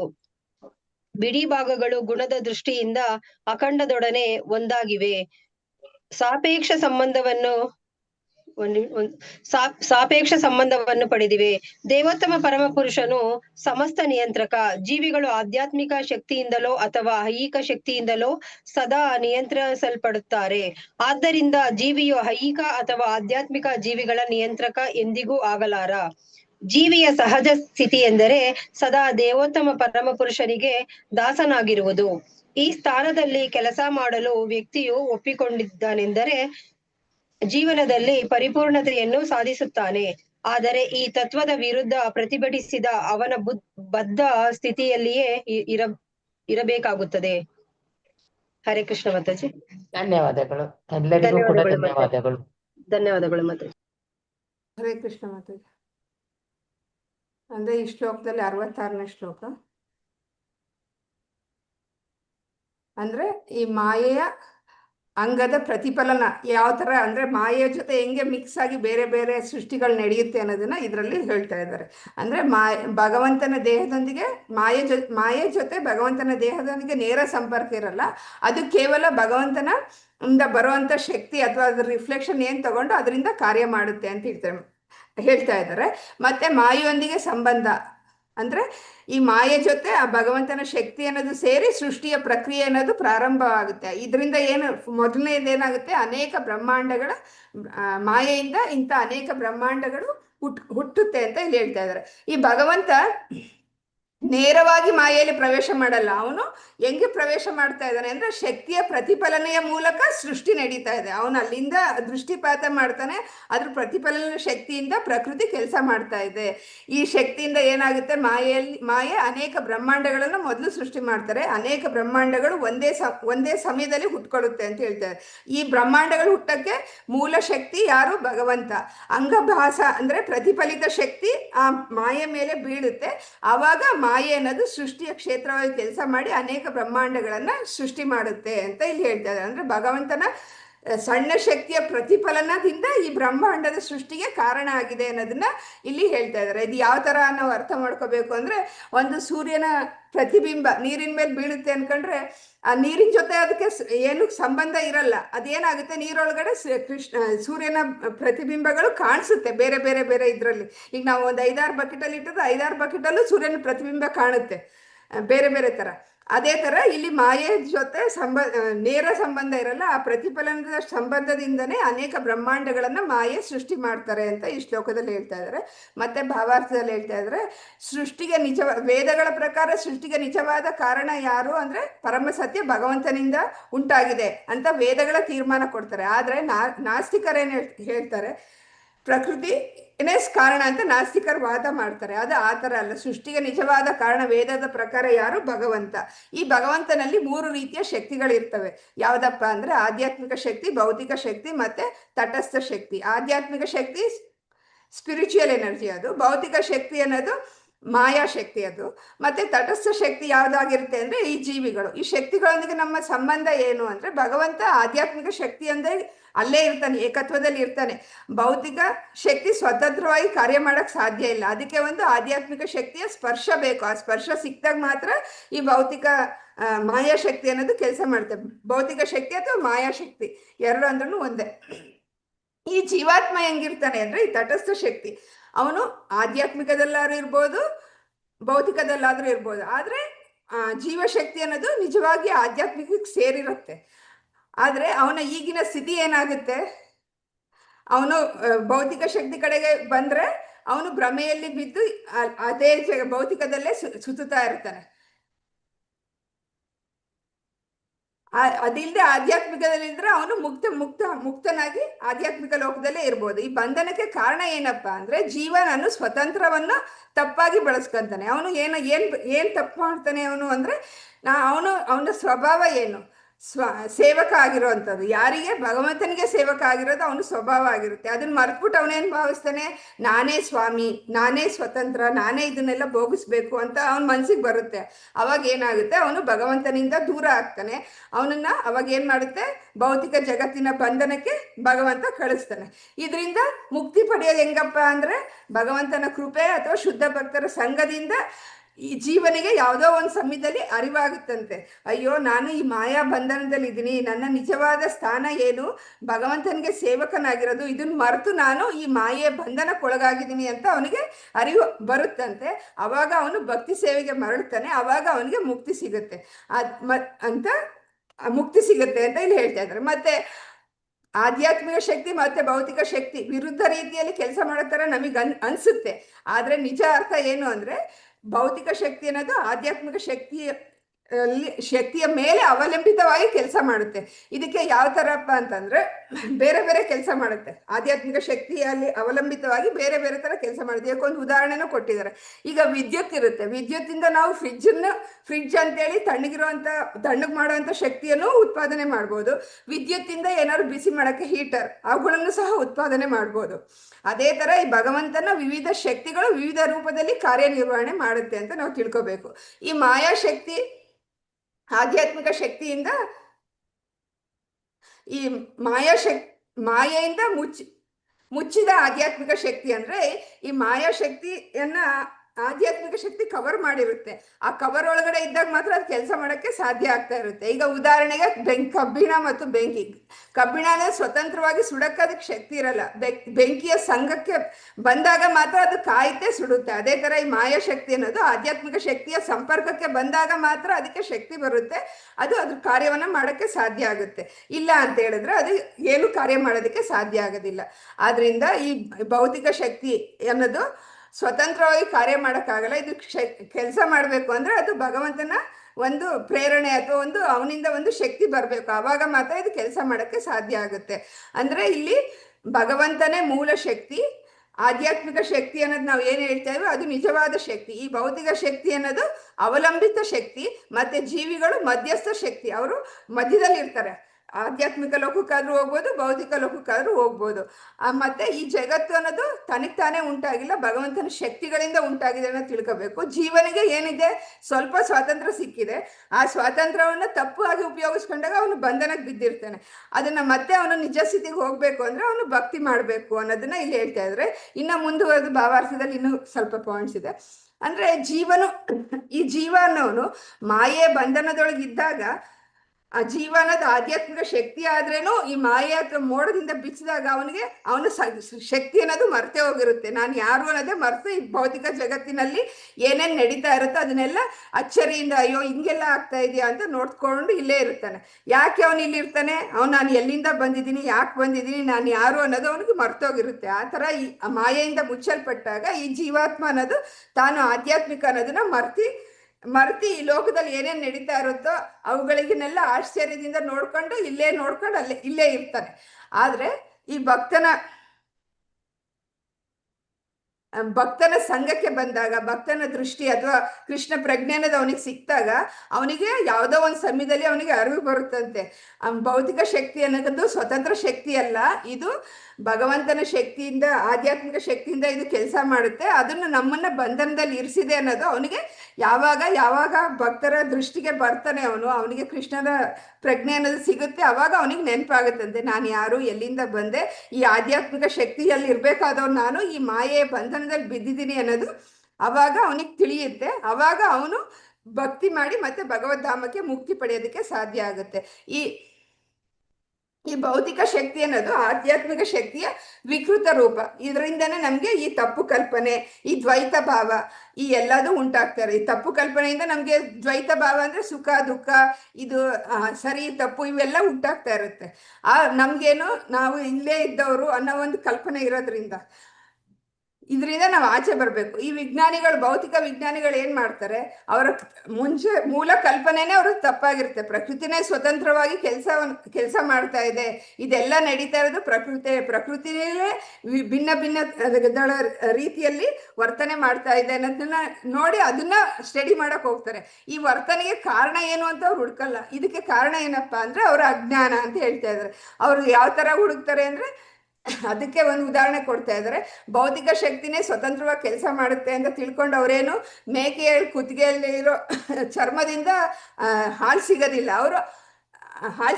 ಆ ಥರ ಆಗುತ್ತೆ ಅವರ ವಿಜ್ಞಾನದ ಏನು ಅವ್ರು ಸಂಶೋಧನೆ ಮಾಡ್ತಾ ಇರ್ತಾರೋ ಅದು. ಅಂದ್ರೆ ಭೌತಿಕ ತತ್ವಗಳಿಗೆ ಸೃಷ್ಟಿಯ ಮೂಲ ಕಾರಣ ತಿಳಿಯಲು ಈ ತರ ಪ್ರಯೋಗ ಮಾಡಿದ್ರೆ ಸಾಧ್ಯನೇ ಇಲ್ಲ. ಮಾಯಾಶಕ್ತಿ ಎರಡು ರೀತಿಯಲ್ಲಿ ಕಾರ್ಯ ಮಾಡುತ್ತೆ. ಒಂದು ಏನ್ ಕಾರ್ಯ ಮಾಡುತ್ತೆ, ಅದು ಉಪದಾನ ಅಂದ್ರೆ ಇನ್ಗ್ರೇಡಿಯೆಂಟ್ಸ್ನ ಅವರೇ ಸಪ್ಲೈ ಮಾಡ್ತಾರೆ, ಮತ್ತೆ ಈ ಮೋಹಕವಾದ ಒಂದು ಬಲೆಯನ್ನು ಸಹ ಆಕೆನೇ ಒದಗಿಸಿ ಕೊಡ್ತಾರೆ. ಆದ್ರಿಂದ ಜೀವ ಯಾವ್ದು ಸತ್ಯ ಯಾವ್ದು ಸುಳ್ಳು ಅಂತ ಅರಿವಾಗದೆ ಅದರ ಬಂಧನದಲ್ಲಿ ಸಿಗಾಕೊಂತಾನೆ. ಯಾವಾಗ ಅವನ ನಿಜ ಸ್ಥಿತಿ ಅರಿವಾಗುತ್ತೋ ಅವಾಗ ಈ ಬಂಧನದಿಂದ ಮುಕ್ತನಾಗ್ತಾನೆ. ಅವಾಗ ಅವನಿಗೆ ಸ್ಪಷ್ಟವಾಗಿ ಏನು ಸರಿ ಯಾವುದು ತಪ್ಪು ಅನ್ನೋದು ಅವನಿಗೆ ಗೊತ್ತಾಗುತ್ತೆ. ಆದ್ರಿಂದ ಈ ಸೃಷ್ಟಿಗೆ ಮೂಲ ಕಾರಣ ಅನ್ನೋದು ಭಗವಂತನೇ. ಭಗವದ್ಗೀತೆಯ ಪ್ರಕಾರ ಏನು, ಭೌತಿಕ ಶಕ್ತಿ ಏನು ಭಗವಂತನ ಅಧ್ಯಕ್ಷತೆಯಲ್ಲೇ ಕೆಲಸ ಮಾಡುತ್ತೆ ಅನ್ನೋದನ್ನ ಭಗವದ್ಗೀತೆಯಲ್ಲೂ ಸಹ ಹೇಳ್ತಾರೆ. ಅದನ್ನ ಯಾವ ತರ ಹೇಳ್ತಾರೆ, ಈಗ ರಜೋಗುಣ, ತಮೋಗುಣ, ಸತ್ವಗುಣ 3 ಗುಣ ಇರುತ್ತೆ. ಈಗ ನಾವು ಹೆಂಗೆ ಒಂದು ಚಿತ್ರದಲ್ಲಿ ವಿವಿಧ ಬಣ್ಣಗಳನ್ನ ನಾವು ಹೆಂಗೆ ಸೃಷ್ಟಿ ಮಾಡ್ತೀವಿ, ಈಗ ಪೇಂಟ್ ಬ್ರಷ್ ಇದ್ರಲ್ಲೆಲ್ಲ ಇರುತ್ತಲ್ಲ, ಅದ್ರಲ್ಲಿ ನಾವೇನು ಮೂಲ ಕಲರ್ ಹಳದಿ, ಕೆಂಪು, ನೀಲಿ ಈ 3 ಕಲರ್ ಇಟ್ಕೋತೀವಿ. ಆ 3 ಕಲರ್ನ ಒಂದೊಂದು ಪ್ರಮಾಣದಲ್ಲಿ ಸೇರಿಸ್ತಾ ಹೋದಾಗ ನಮ್ಗೆ ಬೇರೆ ಬೇರೆ ಬಣ್ಣಗಳು ಬರ್ತಾ ಹೋಗುತ್ತೆ. ಅದೇ ತರ ಈ ಭಗವಂತ ಈಗ ಸತ್ವ, ರಜಸ್, ತಮಸ್ ಅನ್ನೋ ಬಣ್ಣಗಳನ್ನ ಬೇರೆ ಬೇರೆ ತರ ಪ್ರಮಾಣದಲ್ಲಿ ಸೇರಿಸಿದಾಗ ಬೇರೆ ಬೇರೆ ವೈವಿಧ್ಯತೆಗಳು ಸೃಷ್ಟಿಯಾಗುತ್ತಂತೆ. ಇವೆಲ್ಲ ಸೇರಿ ಎಷ್ಟು 81 ವೈವಿಧ್ಯವಾದ ವಿಧಗಳು ಸೃಷ್ಟಿಯಾಗುತ್ತೆ. ಆ ಥರದಿಂದ ವೈವಿಧ್ಯತೆ ಜಗತ್ತು ಅನ್ನೋದು ಸೃಷ್ಟಿಯಾಗುತ್ತೆ ಅಂತ ಇಲ್ಲಿ ಹೇಳ್ತಾ ಇದ್ದಾರೆ. ಯಾವ ರೀತಿ ಕಲಾವಿದ 3 ಬಣ್ಣಗಳಿಂದಲೇ ಅನೇಕ ಬಣ್ಣಗಳನ್ನು ಸೃಷ್ಟಿ ಮಾಡ್ತಾನೋ ಅದೇ ತರ ಈ ಭೌತಿಕ ಜಗತ್ತಿನಲ್ಲಿ ಈ 3 ಗುಣಗಳ ಮಿಶ್ರಣದಿಂದ ಸೃಷ್ಟಿಯ ವೈವಿಧ್ಯಗಳು ಆಗಿದೆ ಅಂತ ಇಲ್ಲಿ ಹೇಳ್ತಾ ಇದ್ದಾರೆ. ಈ ವೈವಿಧ್ಯತೆಗಳನ್ನು ನೋಡಿ ಯಾರು ಬಂದಿರ್ತಾನೆ ಜೀವಿ ಆದವನು, ಇಲ್ಲಿ ಏನೇನಪ್ಪ ಇಷ್ಟೊಂದು ವಿಚಿತ್ರವಾಗೆಲ್ಲ ನಡೀತಾ ಇದೆಯಲ್ಲ ಅಂತೇಳಿ ಅದ್ರ ಬಗ್ಗೆನೇ ಜಾಸ್ತಿ ಆಸಕ್ತಿ ಹೊಂದುತ್ತಾನಂತೆ. ಇದೇನೋ ಇದು ತುಂಬಾ ಚೆನ್ನಾಗಿದೆ, ನಾವು 3 ಬಣ್ಣ ಕಲಿಸಿದಾಗ್ಲೇನೆ ಆ 3 ಬಣ್ಣದಲ್ಲಿ ಬೇರೆ ಬೇರೆ ನೋಡಿದ ತಕ್ಷಣ ಅಯ್ಯೋ ಈ ಕಲರ್ ಚೆನ್ನಾಗಿದೆ ನಾವು ಹೆಂಗೆ ಆಸೆ ಬಿದ್ದು ನೋಡ್ತೀವಿ, ಅಥವಾ ಅದು ನಮಗೆ ಬೇಕು ಅಂತ ಮನ್ಸಿಗೆ ಬರುತ್ತೆ. ಅದೇ ತರ ಜೀವನೂ ಸಹ ಇಲ್ಲಿ ಬರ್ತಾನೆ, ಇಲ್ಲಿ ವಿವಿಧ ಸೃಷ್ಟಿಗಳಿಗೆ ವೈವಿಧ್ಯತೆಗಳಿಗೆ ಬೆರಗಾಗಿ ನೋಡ್ತಾ ಅದರಲ್ಲಿ ಆಸಕ್ತಿ ಹೊಂದುತ್ತಾನಂತೆ. ಅದು ತನ್ನದಾಗಬೇಕು, ಅದನ್ನ ಸ್ವಂತ ಮಾಡ್ಕೋಬೇಕು ಅಂತ. ಈ ಸಂಬಂಧದಲ್ಲಿ ಆ ಥರ ಆಸಕ್ತಿ ಹೊಂದುತ್ತಾ ಅವನು ಭಗವಂತನ ಜೊತೆ ತನಗಿರೋ ಸಂಬಂಧವನ್ನೇ ಮರೆತುಬಿಟ್ಟು ಅವನ ಸ್ಥಿತಿ ಯಾವ ಥರ ಆಗುತ್ತೆ, ಅಲ್ಲಿ ಪತಂಗಕ್ಕೆ ಬೆಂಕಿ ಹತ್ರಕ್ಕೆ ಹೋದ್ರೆ ಸುಟ್ಟೋಗ್ತೀನಿ ಅನ್ನೋದು ಗೊತ್ತಿರುತ್ತೆ, ಆದ್ರೂ ಆ ಬೆಂಕಿ ಹತ್ರ ಹೋಗ್ಬೇಕು, ಅಲ್ಲಿ ಬೆಳಕಿದೆ ಅಂತ ಹೆಂಗೆ ಪತಂಗ ಅಲ್ಲಿಗೆ ಹೋಗಿ ಸುಟ್ಕೊಳ್ಳುತ್ತೋ ಅದೇ ತರ ನಮ್ಮ ಜೀವಿಯ ಸ್ಥಿತಿನೂ ಆಗುತ್ತಂತೆ. ಇದ್ರೊಳಗೆ ಬೀಳ್ತಾ ಇದ್ರೆ ನಾನು ಇನ್ನೂ ಕೆಳಗೆ ಹೋಗ್ತೀನಿ ಅಂತ ಗೊತ್ತಿರುತ್ತೆ, ಆದ್ರೇನು ಈ ಭೋಗಕ್ಕೆ ಆಸೆ ಪಟ್ಟು ಅವನು ಅಲ್ಲೇ ಇರಬೇಕು ಅಂತ ಇಚ್ಛೆ ಪಡ್ತಾನೆ. ಯಾವಾಗ ಅವನು ಅದರಿಂದ ಏನಾಗುತ್ತೆ, ಅವನು ಬಂಧನಕ್ಕೊಳಗಾಗ್ತಾನೆ. ಅವನು ಯಾವಾಗ ಬಂಧನ ಯಾವಾಗ ಆಗುತ್ತೆ, ನಮ್ಗೆ ಅದು ಬೇಕು, ಅದು ಅದರಿಂದ ನಾವು ಇಂದ್ರಿಯ ತೃಪ್ತಿ ಪಡಿಬೇಕು ಅಂತ ನಾವು ಬಯಸಿ ಅದ್ರ ಕಡೆನೆ ನಡೀತಾ ಇರೋವರೆಗೂ ನಾವು ಬಂಧನದಲ್ಲಿ ಇರ್ತೀವಿ. ಯಾವಾಗ ನಾವು ಯಾರು ಅನ್ನೋದು ಅರಿವಿಗೆ ಬರುತ್ತೋ ಅವಾಗ ನಾವು ಈ ಬಂಧನದಿಂದ ಆಚೆ ಬಂದು ಭಗವಂತನ ಸೇವೆ ಮಾಡೋದಕ್ಕೆ ಸಾಧ್ಯ ಆಗುತ್ತೆ. ಇಲ್ಲಿ ಕೃಷ್ಣನ ಪಾತ್ರ ಏನಪ್ಪಾ ಅಂದ್ರೆ, ಅವನು ಆಧ್ಯಾತ್ಮಿಕ ಜಗತ್ತಿಗೆ ಮೂಲ ಕಾರಣ ಕೃಷ್ಣ, ಭೌತಿಕ ಜಗತ್ತಿನಿಗೆ ಮುಚ್ಚಿದ ಕಾರಣನೂ ಕೃಷ್ಣನೇ ಆಗಿರ್ತಾನೆ, ಜೀವಗಳಿಗೆ ಮೂಲ ಕಾರಣನೂ ಕೃಷ್ಣನೇ ಆಗಿರ್ತಾನೆ. ಈ ಜೀವಿ ಅನ್ನೋದು ಏನಾಗಿರುತ್ತೆ, ಆಧ್ಯಾತ್ಮಿಕದಲ್ಲಾದ್ರೂ ಬರ್ಬೋದು, ಭೌತಿಕದಲ್ಲಾದ್ರೂ ಬರ್ಬೋದು. ಆ ಜೀವಿಗೆ ಒಂದು ಸಣ್ಣ ಸ್ವಾತಂತ್ರ್ಯ ಇದೆ, ಸ್ವಲ್ಪ ಸ್ವಾತಂತ್ರ್ಯ ಇದೆ. ಪೂರ್ಣ ಸ್ವಾತಂತ್ರ್ಯ ಯಾರಿಗಿದೆ? ಇಲ್ಲಿ ಕೃಷ್ಣನಿಗಿದೆ. ಕೃಷ್ಣನಿಗೆ ಮಾತ್ರ ಪೂರ್ಣ ಸ್ವಾತಂತ್ರ್ಯ ಇರೋ, ಜೀವಿಗೆ ಅಲ್ಪ ಸ್ವಾತಂತ್ರ್ಯ. ಆ ಕಡೆಗೆ ಹೋಗ್ಬೋದು, ಈ ಕಡೆಗೆ ಬರ್ಬೋದು ಅನ್ನೋದು ಆರಿಸ್ಕೊಳ್ಳೋ ಸ್ವಾತಂತ್ರ್ಯ ಮಾತ್ರ ಇದೆ. ಆದ್ರಿಂದ ಭಗವಂತ ಒಬ್ಬನೇ ಪೂರ್ಣ, ಜೀವ ಅನ್ನೋದು ಅವನ ಒಂದು ಅಂಶ. ಈ ಅಂಶ ಯಾವಾಗಲೂ ಪೂರ್ಣಕ್ಕೆ ಸಮಾನದಕ್ಕೆ ಸಾಧ್ಯ ಇಲ್ಲ. ಮತ್ತೆ ಜೀವ ಮತ್ತೆ ಭಗವಂತನಲ್ಲಿರೋ ಸಮಾನತೆ ಏನಪ್ಪಾ ಅಂದ್ರೆ, ಗುಣದಲ್ಲಿ ಒಂದೇ, ಪ್ರಮಾಣದಲ್ಲಿ ಭಿನ್ನ. ಭಗವಂತ ನಿಯಂತ್ರಕ, ಜೀವ ಅನ್ನೋದು ನಿಯಂತ್ರಿತ, ಕಂಟ್ರೋಲ್ಡ್. ಭಗವಂತ ಕಂಟ್ರೋಲರ್, ಜೀವ ಅನ್ನೋದು ಕಂಟ್ರೋಲ್ಡ್. ಆದ್ರೆ ಜೀವನ ನಿಜ ಸ್ವರೂಪ ಏನು ಅಂದ್ರೆ, ಯಾವಾಗಲೂ ಭಗವಂತನ ಅಧೀನದಲ್ಲಿ ಇದ್ಕೊಂಡು ಅವನಿಗೆ ಸೇವೆ ಮಾಡೋದು ಜೀವನ ಸ್ವಭಾವ ಆಗಿರುತ್ತೆ. ಆದ್ರೆ ಜೀವ ಆ ಸ್ಥಾನವನ್ನು ಒಪ್ಕೊಂಡಾಗ ಅವನ ಜೀವನದ ಪರಿಪೂರ್ಣತೆ ಬರುತ್ತೆ. ನಾನು ಭಗವಂತನ ಅಧೀನದಲ್ಲಿರೋನು, ನಾನು ಅವನಿಗೆ ಸೇವಕನಾಗಿ ಕೆಲಸ ಮಾಡಬೇಕು ಅಂತ ಅವನಿಗೆ ಅರಿವಿಗೆ ಬಂದಾಗ, ಅವನು ಬಂಧನದಿಂದ ಮುಕ್ತಿ ಹೊಂದು ಅವನ ಜೀವನದ ಪರಿಪೂರ್ಣತೆಯನ್ನು ಪಡಿತಾನೆ. ಆದ್ರೆ ಅವನಿಗೆ ಆ ಭಾವ ಬರಲಿಲ್ಲ ಅಂದ್ರೆ ಅವನು ಬಂಧನದಲ್ಲೇ ಇರ್ತಾನೆ, ಪೂರ್ತಿ ಬಂಧನದಲ್ಲೇ ಸಿಕ್ಕಿ ಅಲ್ಲೇ ಅದೇ ಚಕ್ರದಲ್ಲಿ ಸುತ್ತುತ್ತಾ ಇರ್ತಾನೆ. ಅಂದ್ರೆ ಈ ಶ್ಲೋಕದಲ್ಲಿ ಮುಖ್ಯವಾಗಿ ನಾವು ತಿಳ್ಕೊಬೇಕಾಗಿರೋದು, ಮಾಯೆ ಜೀವವನ್ನು ಮೋಹಗೊಳಿಸುತ್ತೆ. ಭಗವಂತನೇ ಎಲ್ಲದಕ್ಕೂ ಮೂಲ ಕಾರಣ. ಜೀವನಿಗೆ ಸ್ವಲ್ಪ ಸ್ವಾತಂತ್ರ್ಯ ಇರುತ್ತೆ ಆಯ್ಕೆ ಮಾಡ್ಕೊಳ್ಳುವಂಥದ್ದು. ಅವನು ಸರಿಯಾದ ದಾರಿ ಆಯ್ಕೆ ಮಾಡ್ಕೊಂಡ್ರೆ ಮುಕ್ತ ಸ್ಥಿತಿಯಲ್ಲಿ ಇರ್ಬೋದು, ಅವನು ತಪ್ಪು ಆಯ್ಕೆ ಮಾಡ್ಕೊಂಡ್ರೆ ಈ ಬಂಧನಕ್ಕೆ ಒಳಗಾಗಿ ಭೌತಿಕ ಲೋಕದಲ್ಲೇ ಇರ್ತಾನೆ. ಈ ಭೌತಿಕ ಲೋಕದಲ್ಲಿ ಇದ್ದಾಗ್ಲೇನು ಅವನಿಗೆ ತನ್ನ ನಿಜ ಸ್ವರೂಪದ ಅರಿವು ಯಾವಾಗಾದ್ರೂ ಬಂದ್ರೆ ಆವಾಗ ಅವನು ಭಕ್ತಿ ಮಾಡಿ ಭಗವದ್ಧಾಮಕ್ಕೆ ಹೋಗ್ಬಹುದು ಅಂತ ಈ ಶ್ಲೋಕದಲ್ಲಿ ಹೇಳ್ತಾ ಇದ್ದಾರೆ. ಹರೇ ಕೃಷ್ಣ ಮಾತಾಜಿ. ಹರೇ ಕೃಷ್ಣ. ಶ್ಲೋಕ 67. ಅಗಣ್ಯ ಅನಂತ ಯತ ಅಂಡ ಸನ್ನಿವೇಶ ತತ ರೂಪೇ ಪುರುಷ ಕರೆ ಸಬತೆ ಪ್ರಕಾಶ. ಗಾಯತ್ರಿ ದೇವಿ ಮಾತಾಜಿ. ಹರೇ ಕೃಷ್ಣ. ದಯಾನಿತಾ ಮಾತಾಜಿ. ಹರೇ ಕೃಷ್ಣ. ದಯಾನಿತಾ ಮಾತಾಜಿ. ಗಾಯತ್ರಿ ದೇವಿ ಹರೇ ಮಾತಾಜಿ. ಕೃಷ್ಣ ಮಾತಾಜಿ, ದಂಡವತ್ ಬೋಧಿ. ಪ್ರಣಾಮ. ದಯಾನಿತಾ. ಆಗ್ನೇಯ ಅನನಸ್ತೆ ಯತ್ತ ಅದೇ ಅಲ್ವಾ ಮಾತಾಜಿ? ಹೌದು. ಶ್ಲೋಕ ಅಗಣ್ಯ 67. ಅನಂತ ಯತ ಯಂಡ ಸನ್ನಿವೇಶ. ಅನನ್ಯ ಅಗಣ್ಯ ಅನನ್ಯ ಯತ ಸಣ್ಣ ಅನಂತ ಯತ ಅನಂತ ಯತ ಅನ್ನ ಸನ್ನಿವೇಶ ತತ ರೂಪೇ ಪುರುಷೇ ಪುರುಷ ಕಾರೆ ಸಬತೆ ಪ್ರಕಾಶ. ಅಗಣ್ಯ ಅಸಂಖ್ಯಾತವಾದ, ಅನನತೆ ಮಿತಿ ಇಲ್ಲದ, ಯಥ ಎಲ್ಲ, ಸನ್ನಿವೇಶ ಸಮೂಹಗಳು, ತಥಾ ರೂಪೇ ಅನೇಕ ರೂಪಗಳಲ್ಲಿ, ಪುರುಷ ಪ್ರಭು ಕರೆ ಮಾಡುತ್ತಾನೆ, ಸಭಾತೆ ಅವರಲ್ಲಿ ಪ್ರತಿಯೊಬ್ಬರು, ಪ್ರಕಾಶ ಅಭಿವ್ಯಕ್ತಿ. ಅನುವಾದ ಶೀಲ ಪ್ರಭುಪಾದರಿಗೆ ಜಯವಾಗಲಿ. ಪುರುಷನು ಅಸಂಖ್ಯಾತವಾದ ಬ್ರಹ್ಮಾಂಡಗಳಲ್ಲಿ ಪ್ರತಿಯೊಂದನ್ನು ಪ್ರವೇಶಿಸುತ್ತಾನೆ. ಎಷ್ಟು ಬ್ರಹ್ಮಾಂಡಗಳಿವೆಯೋ ಅಷ್ಟು ಪ್ರತ್ಯೇಕ ರೂಪಗಳಲ್ಲಿ ಅವನು ತನ್ನನ್ನು ಪ್ರಕಾಶಗೊಳಿಸುತ್ತಾನೆ. ಮತ್ತೆ ಸ್ವಲ್ಪ ಸ್ಕ್ರಾಲ್ ಮಾಡ್ತೀರಾ? ಅಷ್ಟೇ. ಹರೇ ಕೃಷ್ಣ ಮಾತಾಜಿ, ದಂಡವತ್ ಪ್ರಣಾಮ್. ಅಂದ್ರೆ ಈ ಶ್ಲೋಕದಲ್ಲಿ ಹೇಳ್ತಾ ಇದ್ರೆ, ಅಗಣ್ಯ ಅನಂತ ಬ್ರಹ್ಮಾಂಡಗಳಿದೆಯಂತೆ. ಅಷ್ಟು ಬ್ರಹ್ಮಾಂಡಗಳಲ್ಲೂ ಪುರುಷನು ತನ್ನ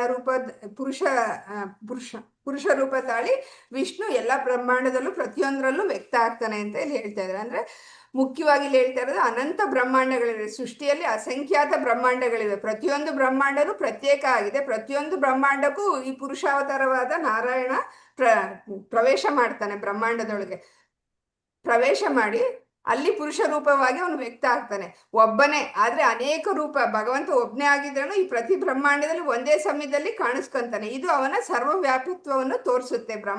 ಭಗವಂತ ಎಲ್ಲಾ ಬ್ರಹ್ಮಾಂಡದಲ್ಲೂ ಇದ್ದಾನೆ, ಅವನಿಗೆ ಯಾವ ಸ್ಥಳನೂ ಸಹ ದೂರ ಇಲ್ಲ. ಇದು ಅವನ ಶಕ್ತಿಯ ವೈಭವವನ್ನು ತೋರಿಸುತ್ತೆ, ಅವನ ಅಚಿಂತ್ಯ ಶಕ್ತಿಯನ್ನು ತೋರಿಸುತ್ತೆ. ಸೃಷ್ಟಿಯ ನಿರ್ವಹಣೆಗೆ ಅವನೇನ್ ಮಾಡ್ತಾನೆ, ಪ್ರತಿಯೊಂದು ಬ್ರಹ್ಮಾಂಡದಲ್ಲೂ ಪ್ರವೇಶ ಮಾಡಿ ಅಲ್ಲಿ ಸೃಷ್ಟಿ, ಲಯ, ಸ್ಥಿತಿ ಇವುಗಳನ್ನ ನಿಯಂತ್ರಣ ಮಾಡ್ತಾನೆ. ಇಲ್ಲಿ ತಿಳ್ಕೊಬೇಕಾದ್ರೆ ಮುಖ್ಯವಾಗಿ ಭಗವಂತ ಒಬ್ಬನೇ ಇರ್ತಾನೆ, ಅವನಿಗೆ ಅನೇಕ ರೂಪಗಳು, ಅಂದ್ರೆ ಅವನೇ ಎಕ್ಸ್ಪ್ಯಾನ್ಷನ್ ಆಗಿ ಅವನು ಎಲ್ಲಾ ಬ್ರಹ್ಮಾಂಡದೊಳಗೂ ಅವನು ಪ್ರವೇಶ ಮಾಡಿ ಪ್ರತಿಯೊಂದು ಬ್ರಹ್ಮಾಂಡವನ್ನು ಅವನು ನಿಯಂತ್ರಿಸ್ತಾನೆ ಅಂತ ಇಲ್ಲಿ ಹೇಳ್ತಾ ಇದ್ದಾರೆ.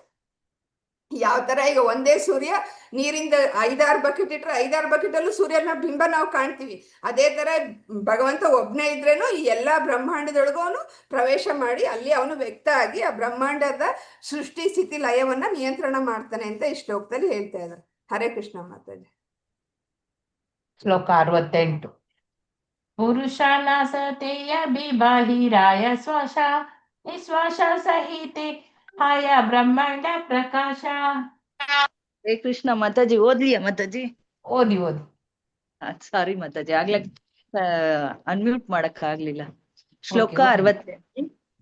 ಪುರುಷಾನ ಸತೆಯ ಬೇಬಾ ಮಾತಾಜಿ ಬಸರಾಯ ಶ್ವಾಸ ನಿಶ್ವಾಸ ಸಹಿತೆ ಹಯ ಬ್ರಹ್ಮಾಂಡ ಪ್ರಕಾಶ. ಪುರುಷನಾಸಾತೆ ಪ್ರಭುವಿನ ಮೂಗಿನ ಹೊಳ್ಳೆಗಳಲ್ಲಿ, ಎಬೆ ಯಾವಾಗ, ಬಾಹಿರಾಯ ಹೊರಗೆ ಬಿಡು, ಶ್ವಾಸ ಉಸಿರು, ನಿಶ್ವಾಸ ಸಹಿತೆ ಆ ನಿಶ್ವಾಸದೊಡನೆ, ಹಯ ಅಲ್ಲಿದೆ, ಬ್ರಹ್ಮಾಂಡ ಪ್ರಕಾಶ ಬ್ರಹ್ಮಾಂಡಗಳ ಅಭಿವ್ಯಕ್ತಿ. ಅನುವಾದ ಬೈ ಶ್ರೀಲ ಪ್ರಭುಪಾದರಿಂದ ಶ್ರೀಲ ಪ್ರಭುಪಾದರಿಗೆ ಜಯವಾಗಲಿ. ಪುರುಷನು ಉಸಿರನ್ನು ಹೊರಗೆ ಬಿಟ್ಟಾಗ ಪ್ರತಿ ಬಾರಿಯೂ ನಿಶ್ವಾಸದಲ್ಲೂ ಬ್ರಹ್ಮಾಂಡಗಳು ಅಭಿವ್ಯಕ್ತಗೊಳ್ಳುತ್ತವೆ, ಮೈದೋರುತ್ತವೆ. ಹರೇ ಕೃಷ್ಣ ಮಾತಾಜಿ, ಧನ್ಯವಾದಗಳು. ಹರೇ ಕೃಷ್ಣ, ಧನ್ಯವಾದ ಮಾತಾಜಿ. ಅಂದ್ರೆ ಇಲ್ಲಿ ಪುರುಷ ಉಸಿರಾಡಿದಾಗ, ಅವನ ಉಸಿರಾಟದ ಉಸಿರು ಬಿಟ್ಟಾಗ ಉಶ್ವಾಸ ನಿಶ್ವಾಸ ಅನೇಕ ಬ್ರಹ್ಮಾಂಡಗಳು ಪ್ರಕಟ ಆಗುತ್ತೆ ಅಂತ ಇಲ್ಲಿ ಹೇಳ್ತಾ ಇದ್ದಾರೆ. ಹರೇ ಕೃಷ್ಣ ಮಾತಾಜಿ, ಏನಾದ್ರು ಹೇಳಿದ್ರ? ಇಲ್ಲ, ಅದು ಪದ್ಮ ಮಾತಾಜಿ ಮಾತನಾಡಿ. ಅಂದ್ರೆ ಇಲ್ಲಿ ಪುರುಷನ ಉಸಿರು ಅಂದ್ರೆ ಅವನು ಪುರುಷಾವತಾರವಾಗಿ ಒಂದು ಉಸಿರು ಎಕ್ಸೇಲ್ ಮಾಡಿದಾಗ ಸೃಷ್ಟಿ ಅನ್ನೋದು ಪ್ರಾರಂಭ ಆಗುತ್ತಂತೆ. ಆ ಪ್ರಾರಂಭ ಆದಾಗ ಅನೇಕ ಬ್ರಹ್ಮಾಂಡಗಳು ಪ್ರಕಟಣೆ ಆಗುತ್ತೆ. ಮತ್ತೆ ಅವನೇ ಆ ಬ್ರಹ್ಮಾಂಡದೊಳಗೆ ಅವನೇನ ಅನಂತ ಸೃಷ್ಟಿ, ಅವನು ಒಬ್ನೇ ಅಲ್ಲ, ಅಸಂಖ್ಯ ಬ್ರಹ್ಮಾಂಡ ಒಂದೇ ಸಮಯದಲ್ಲಿ ಸೃಷ್ಟಿ ಮಾಡ್ತಾನೆ. ಅದು ಅವನಿಗೆ ತುಂಬಾ ಸುಲಭ. ಯಾವ ತರ ನಾವು ಒಂದು ಉಸಿರು ತಗೊಂಡಾಗ ಎಷ್ಟೊಂದು ಗಾಳಿ ಒಳಗಡೆ ಹೇಳ್ಕೊತೀವಿ, ಹೊರಗಡೆ ಬಿಡ್ತೀವಲ್ವಾ, ಹಂಗೆ ಭಗವಂತ ಏನ್ ಮಾಡ್ತಾನೆ, ಉಸಿರು ತಗೊಂಡಾಗ ಅನೇಕ ಬ್ರಹ್ಮಾಂಡ ಒಳಗಡೆ ಹೇಳ್ಕೊತಾನೆ, ಉಸಿರು ಬಿಟ್ಟಾಗ ಅನೇಕ ಬ್ರಹ್ಮಾಂಡಗಳನ್ನ ಸೃಷ್ಟಿ ಮಾಡ್ತಾನಂತೆ ಅವನು. ಈ ಸೃಷ್ಟಿ ಹೆಂಗೆ ನಾವು ಉಸಿರಾಡೋದು ಎಷ್ಟು ಸುಲಭವಾಗಿ ಉಸಿರಾಡ್ತಾ ಇರ್ತೀವಲ್ಲ, ಅಷ್ಟೇ ಸುಲಭವಾಗಿ ಭಗವಂತನಿಗೆ ಈ ಕೆಲಸ ಮಾಡೋದಕ್ಕೆ ಸಾಧ್ಯ ಆಗುತ್ತೆ. ಇದು ಈ ಹೆಂಗೆ ಕೆಲಸ ಮಾಡ್ತಾ ಇದೆ, ಹೆಂಗೆ ಬರ್ತಾ ಇದೆ, ಇದನ್ನ ನಮ್ಮ ಮಾನವ ಬುದ್ಧಿಗೆ ತಿಳ್ಕೊಳ್ಳೋದಕ್ಕೆ ಸಾಧ್ಯ ಇಲ್ಲ. ಅದು ಭಗವಂತನ ಅಚಿಂತ್ಯ ಶಕ್ತಿಗೆ ಒಂದು ಉದಾಹರಣೆ. ಅವನು ಉಸಿರೆಳೆಯುವಾಗ ಸೃಷ್ಟಿ ಆಗುತ್ತೆ, ಮತ್ತೆ ಲಯ, ಅವನು ಉಸಿರು ಬಿಟ್ಟ ಈಗ ಇದಾದಾಗ ಲಯ ಆಗುತ್ತೆ. ಒಂದ್ಸತಿ ಉಸಿರು ಬಿಟ್ಟಾಗ ಸೃಷ್ಟಿ ಆಗುತ್ತೆ, ಉಸಿರು ಎಳ್ಕೊಂಡಾಗ ಲಯ ಆಗುತ್ತೆ. ಇದು ಭಗವಂತನ ಮಹಿಮೆ. ಅವನು ಒಂದೇ ಉಸಿರಿನಲ್ಲಿ ಅನೇಕ ಬ್ರಹ್ಮಾಂಡಗಳನ್ನು ಸೃಷ್ಟಿನೂ ಮಾಡ್ತಾನೆ, ಮತ್ತೆ ಒಂದೇ ಎಳ್ಕೊಂಡಾಗ ಅನೇಕ ಬ್ರಹ್ಮಾಂಡಗಳು ನಾಶಕ್ಕೂ ಅವನೇ ಕಾರಣ ಆಗ್ತಾನೆ. ಈಗ ನಾವು ಹೆಂಗೆ ಬಲೂನಲ್ಲಿ ಗಾಳಿ ಊದ್ದಾಗ ಅದು ದೊಡ್ಡದಾಗುತ್ತೆ, ಅದೇ ತರ ಭಗವಂತನ ಉಸಿರು ಬಿಟ್ಟಾಗ ಅನೇಕ ಬ್ರಹ್ಮಾಂಡಗಳು ಸೃಷ್ಟಿ ಆಗುತ್ತೆ, ಮತ್ತೆ ಉಸಿರು ಎಳ್ಕೊಂಡಾಗ ಎಲ್ಲ ಬ್ರಹ್ಮಾಂಡಗಳು ಒಳಗಡೆ ಹೋಗುತ್ತೆ ಅಂತ ಇಲ್ಲಿ ಹೇಳ್ತಾ ಇದ್ದಾರೆ. ಹರೇ ಕೃಷ್ಣ ಮಾತಾಜಿ. ಹರೇ ಕೃಷ್ಣ. ಪುನರಪಿ ಶ್ವಾಸಾಯ ಬಿ ಪ್ರವೇಶೆ ಅಂತರೆ ಶ್ವಾಸ ಸಹ ಬ್ರಹ್ಮಾಂಡ ಪೈಸೆ ಪುರುಷ ಶರೀರೆ. ಅಂಬಿಕಾ ಮಾತಾಜಿ. ಹರೇ ಕೃಷ್ಣ. ಹರೇ ಕೃಷ್ಣ ಮಾತಾಜಿ. ಶ್ಲೋಕ 9. ಪುನರಪಿ ಶ್ವಾಸಾಯ ಬೆ ಪ್ರವೇಶೆ ಅಂತರೆ ಶ್ವಾಸ ಸಹ ಬ್ರಹ್ಮಾಂಡ ಪೈಸೆ ಪುರುಷ ಶರೀರೆ. ಪುನರಪಿ ಅನಂತರ, ಶ್ವಾಸ ಉಸಿರು, ಯಬೆ ಯಾವಾಗ, ಪ್ರವೇಶಿಸಿದಾಗ, ಅಂತರೆ ಒಳಗೆ, ಶ್ವಾಸ ಸಹ ಒಳಗೆ ಎಳೆದುಕೊಂಡ ಉಸಿರಿನೊಡನೆ ಬ್ರಹ್ಮಾಂಡಗಳು, ಪೈಶೆ ಪ್ರವೇಶ, ಪುರುಷ ಶರೀರೆ ಪ್ರಭುವಿನ ದೇಹದೊಳಗೆ. ಅನುವಾದ ಪ್ರಭುಪಾದದಿಂದ ಪ್ರಭುಪಾದರಿಗೆ ಜಯವಾಗಲಿ. ಅನಂತರ ಅವನು ಉಸಿರನ್ನು ಒಳಗೆ ಎಳೆದುಕೊಂಡಾಗ ಎಲ್ಲಾ ಬ್ರಹ್ಮಾಂಡಗಳು ಮತ್ತೆ ಅವನ ದೇಹದೊಳಗೆ ಪ್ರವೇಶಿಸುತ್ತವೆ. ಭಾವಾರ್ಥ: ಪ್ರಭುವು ಕಾರಣೋದಾಕಶಾಹಿ ವಿಷ್ಣುವಿನ ರೂಪದಲ್ಲಿ ಐಹಿಕ ಪ್ರಕೃತಿಯನ್ನು ತನ್ನ ಕಟಾಕ್ಷದಿಂದ ಗರ್ಭಿಣಿಯನ್ನಾಗಿ ಮಾಡುತ್ತಾನೆ. ಆ ಕಟಾಕ್ಷದ ದಿವ್ಯ ಕಣಗಳು ಚೇತನದ ಕಣಗಳು ಅಥವಾ ಆಧ್ಯಾತ್ಮಿಕ ಅಣುಗಳು. ಅವು ಬೇರೆ ಬೇರೆ ಜೀವಜಾತಿಗಳಲ್ಲಿ ಅವುಗಳ ಪೂರ್ಣ ಬ್ರಹ್ಮಾಂಡದ ಅಭಿವ್ಯಕ್ತಿಯಲ್ಲಿ ಬಿಡಿಯಾಗಿ ಮಾಡಿದ ಕರ್ಮ ಬೀಜಗಳಿಗೆ ಅನುಸಾರವಾಗಿ ಕಂಡುಬರುತ್ತವೆ. ಸ್ವತಃ ಪ್ರಭುವೇ ತನ್ನ ಅಂಶಾವತಾರದಿಂದ ಅಸಂಖ್ಯಾತ ಬ್ರಹ್ಮಾಂಡಗಳ ಸಮೂಹವನ್ನು ಸೃಷ್ಟಿಸುತ್ತಾನೆ. ಅನಂತರ ಅವನೇ ಗರ್ಭೋದಕಶಾಹಿ ವಿಷ್ಣುವಾಗಿ ಈ ಬ್ರಹ್ಮಾಂಡಗಳಲ್ಲಿ ಪ್ರತಿಯೊಂದನ್ನು ಪ್ರವೇಶಿಸುತ್ತಾನೆ. ಅವನು ಮಾಯೆಯೊಡನೆ ಸಂಪರ್ಕಕ್ಕೆ ಬರುವುದನ್ನು ಭಗವದ್ಗೀತೆಯಲ್ಲಿ ಆಕಾಶ ಮತ್ತು ವಾಯುವಿನ ಹೋಲಿಕೆಯ ಮೂಲಕ ವಿವರಿಸಲಾಗಿದೆ. ಆಕಾಶವು ಐಹಿಕವಾದ ಪ್ರತಿಯೊಂದನ್ನು ಪ್ರವೇಶಿಸುತ್ತದೆ, ಆದರೂ ಅದು ನಮ್ಮಿಂದ ಬಹಳ ದೂರದಲ್ಲಿದೆ. ಹರೇ ಕೃಷ್ಣ ಮಾತಾಜಿ. ಹರೇ ಕೃಷ್ಣ. ಧನ್ಯವಾದ ಮಾತಾಜಿ. ಅಂದ್ರೆ ಇಲ್ಲಿ ಹೇಳ್ತಾ ಇದ್ರೆ ಈ ಪುರುಷ ಅವತಾರ ಉಸಿರಾಟದ ಕ್ರಿಯೆ. ಒಂದ್ಸತಿ ಮಹಾವಿಷ್ಣು ಉಸಿರು ಒಳಕಡೆ ಎಳೆಯುವಾಗ ಒಂದು ಮಹತ್ವದ ಕ್ರಿಯೆ ನಡೆಯುತ್ತೆ. ಅಂದ್ರೆ ಎಲ್ಲಾ ಬ್ರಹ್ಮಾಂಡಗಳ ಲಯ ಆಗೋದು ಅವನು ಉಸಿರು ಎಳ್ಕೊಂಡಾಗ. ಉಸಿರು ಬಿಟ್ಟಾಗ ಸೃಷ್ಟಿ ಆಗುತ್ತೆ, ಉಸಿರು ಎಳ್ಕೊಂಡಾಗ ಲಯ ಆಗುತ್ತೆ. ಇಲ್ಲಿ ಲಯವನ್ನ ಹೇಳ್ತಾ ಇದ್ದಾರೆ. ಅಂದ್ರೆ ಶ್ವಾಸದಲ್ಲೇ ಅವನ ಶ್ವಾಸ ಉಸಿರಾಟದಲ್ಲಿ ಬ್ರಹ್ಮಾಂಡಗಳನ್ನ ಚಲಿಸೋ ತರ ಮಾಡ್ತಾನೆ. ಈ ಬ್ರಹ್ಮಾಂಡಗಳು ಅವನ ಶ್ವಾಸ ಒಳಗಡೆ ಎಳೆದಾಗ ಎಲ್ಲಾನು ಸಹ ಎಲ್ಲ ಬ್ರಹ್ಮಾಂಡಗಳು ಅವನ ಒಳಗಡೆ ಹೋಗುತ್ತೆ. ಅಂದ್ರೆ ಬ್ರಹ್ಮಾಂಡದ ಸ್ಥಿತಿ ಆತನ ಒಂದಿಗೆ ಅವಲಂಬಿತ ಆಗಿದೆ. ಅವನು ಉಸಿರು ಬಿಟ್ಟಾಗ ಸೃಷ್ಟಿ ಆಗುತ್ತೆ, ಉಸಿರು ಎಳ್ಕೊಂಡಾಗ ಲಯ ಆಗುತ್ತೆ. ಇದೇ ತರ ಸೃಷ್ಟಿ ಸ್ಥಿತಿ ಲಯದ ಚಕ್ರ. ಅವ ಹೊರಗೆ ಬಿಟ್ಟಾಗ ಸೃಷ್ಟಿ, ಒಳಗೆ ಎಳೆದಾಗ ಲಯ. ಇದು ಒಂದು ನಿರಂತರ ಚಕ್ರವಾಗಿ ನಡೀತಾ ಇರುತ್ತೆ. ಇಲ್ಲಿ ಭಗವಂತನೇ ಪರಮಾಧಿಕಾರಿ. ಎಲ್ಲ ಬ್ರಹ್ಮಾಂಡಗಳು ಸ್ವತಂತ್ರವಾಗಿಲ್ಲ. ಅವು ಯಾರನ್ನ ಅವಲಂಬಿಸಿದೆ? ಭಗವಂತನ ಅವಲಂಬಿಸಿದೆ. ಅವನ ಇಚ್ಛೆ ಬಂದಂಗೆ ಉಸಿರಾಡ್ತಾರಲ್ಲ, ಆ ಥರ ಬ್ರಹ್ಮಾಂಡಗಳು ಸೃಷ್ಟಿ ಆಗುತ್ತೆ, ಲಯ ಆಗುತ್ತೆ. ಅದೇ ಥರ ಈ ಅಸಂಖ್ಯ ಬ್ರಹ್ಮಾಂಡಗಳಿವೆ. ಅನೇಕ ಬ್ರಹ್ಮಾಂಡಗಳಿಗೆ ಅವನು ಒಂದೇ ಸಮಯದಲ್ಲಿ ಹೊರಗಡೆ ಬರುತ್ತೆ, ಅಸಂಖ್ಯ ಬ್ರಹ್ಮಾಂಡಗಳು ಒಂದೇ ಸತಿ ಒಳಗಡೆನೂ ಹೋಗುತ್ತೆ. ಇದು ಅವನ ಅಚಿಂತ್ಯ ಶಕ್ತಿ. ಇದು ನಮ್ಮ ಬುದ್ಧಿಗೆ ನಿಲುಕೋದು ಒಂದು ಅದ್ಭುತ ಅಂತ ಇಲ್ಲಿ ಹೇಳ್ತಾ ಇದ್ರೆ. ಅಂದ್ರೆ ಇಲ್ಲಿ ಭಗವಂತ ಉಸಿರು ಎಳೆದಾಗ ಬ್ರಹ್ಮಾಂಡ ಸೃಷ್ಟಿ ಆಗುತ್ತೆ, ಉಸಿರು ಬಿಟ್ಟಾಗ ಬ್ರಹ್ಮಾಂಡ ಸೃಷ್ಟಿ ಆಗುತ್ತೆ, ಉಸಿರನ್ನು ಒಳಗೆಳೆದಾಗ ಬ್ರಹ್ಮಾಂಡಗಳು ಅವನೊಳಗೆ ಲೀನ ಆಗುತ್ತೆ ಅಂತ ಈ ಶ್ಲೋಕದಲ್ಲಿ ಹೇಳ್ತಾ ಇದ್ದಾರೆ. ಮತ್ತೆ ಭಾವಾರ್ಥದಲ್ಲಿ ಹೇಳ್ತಾರೆ, ಇಲ್ಲಿ ಕಾರಣೋದಕಶಾಹಿ ವಿಷ್ಣುವಿನ ಪಾತ್ರ ಏನಪ್ಪಾ ಅಂದ್ರೆ, ಭಗವಂತ ವಿಷ್ಣು ರೂಪವಾಗಿ ಮಾಯ ಜೊತೆ ತನ್ನ ದೃಷ್ಟಿಪಾತ ಮಾಡಿ ಅವನ್ನ ಗರ್ಭೀಕರಿಸ್ತಾನೆ. ಅದು ದೃಷ್ಟಿಯಲ್ಲಿ ಏನಾಗಿರುತ್ತೆ, ಅವೆಲ್ಲ ಆಧ್ಯಾತ್ಮಿಕ ಕಣಗಳು, ಅವೆಲ್ಲ ಸ್ಪಿರಿಚುವಲ್ ಪಾರ್ಟಿಕಲ್ಸ್. ಅವು ಜೀವಿಗಳ ವಿವಿಧ ರೂಪಗಳಾಗಿ ವ್ಯಕ್ತವಾಗುತ್ತಂತೆ. ಅವನು ಗ್ಲಾನ್ಸ್ ಮಾಡಿದಾಗ ಅವನಿಗೆ ಏನು ಶಕ್ತಿ ಅನ್ನೋದು ಹೋಗಿ ಅವನಿಗೆ ಪ್ರತಿಫಲನ ಆಗಿರುತ್ತೋ ಆ ಶಕ್ತಿಗಳೆಲ್ಲ ಒಂದು ಆಧ್ಯಾತ್ಮಿಕ ಕಣಗಳ ತರ ಡಿವೈಡ್ ಆಗುತ್ತೆ. ಅವೆಲ್ಲ ಏನಾಗುತ್ತೆ, ಅವು ವಿವಿಧ ಜೀವಗಳಾಗಿ ವಿವಿಧ ಜೀವ ರೂಪಗಳಲ್ಲಿ ಅವು ವ್ಯಕ್ತವಾಗುತ್ತೆ. ಅದು ಯಾವ ತರ ವ್ಯಕ್ತ ಆಗುತ್ತೆ, ಯಾವ ತರ ಜೀವಿಗಳು ಬರುತ್ತೆ ಅಂದ್ರೆ, ಆ ಜೀವಿಗಳು ಅವನ ಹಿಂದಿನ ಸೃಷ್ಟಿಯಲ್ಲಿ ಯಾವ ತರ ಕರ್ಮ ಮಾಡಿ ಏನೇನು ಕೆಲಸ ಮಾಡಿರ್ತಾರೋ ಅದ್ರ ಪ್ರಕಾರವಾಗಿ ಬೇರೆ ಬೇರೆ ಯೋನಿಗಳಲ್ಲಿ ಅವು ಜನ್ಮ ತಾಳ್ತವೆ. ಈ ಅಸಂಖ್ಯ ಬ್ರಹ್ಮಾಂಡಗಳ ದೃಷ್ಟಿ ಏನು, ಭಗವಂತನು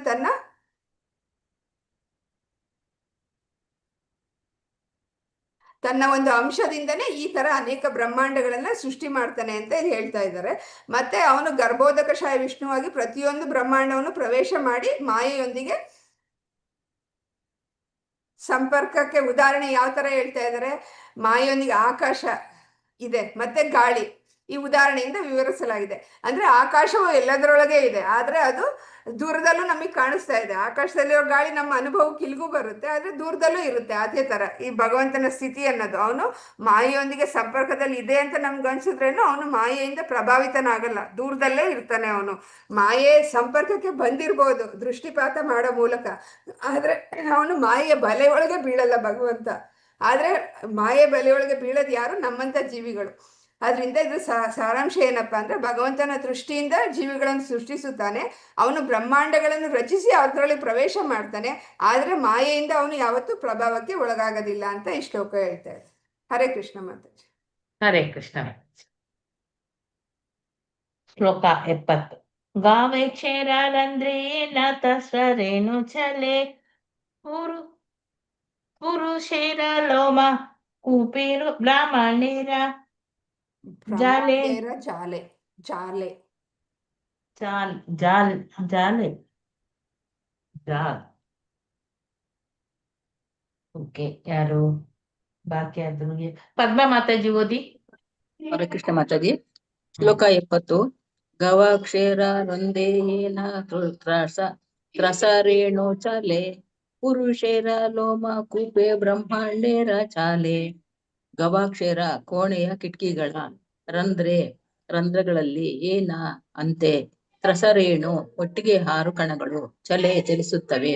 ಪುರುಷೇರ ಪ್ರಭುವಿನ ಲೋಮಕೂಪೆ ರೋಮಕೂಪದಲ್ಲಿ,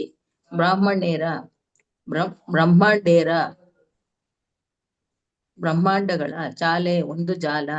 ಅನುವಾದ: ಕಿಟಕಿಯ ರಂಧ್ರಗಳಲ್ಲಿ ಧೂಳಿನ ಕಣಗಳು ಹಾದು ಬರುವಂತೆ ಬ್ರಹ್ಮಾಂಡಗಳ ಜಾಲಗಳು ಪುರುಷನ ಚರ್ಮದಲ್ಲಿರುವ ರಂಧ್ರಗಳಲ್ಲಿ ಹಾದು ಬರುತ್ತವೆ. ಹರೇ ಕೃಷ್ಣ ಮಾತಾಜಿ.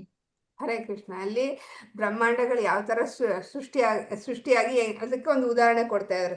ಕಿಟಕಿ ರಂಧ್ರದ ಮೂಲಕ ಹೆಂಗೆ ಧೂಳಿನ ಕಣಗಳು ನಮಗೆ ಬಿಸಿಲು ಬೀಳ್ತಾ ಇದ್ದಾಗ ಡಸ್ಟ್ ಪಾರ್ಟಿಗಳು ಬರೋದು ನಮಗೆ ಕಾಣಿಸ್ತಾ ಇರುತ್ತೆ.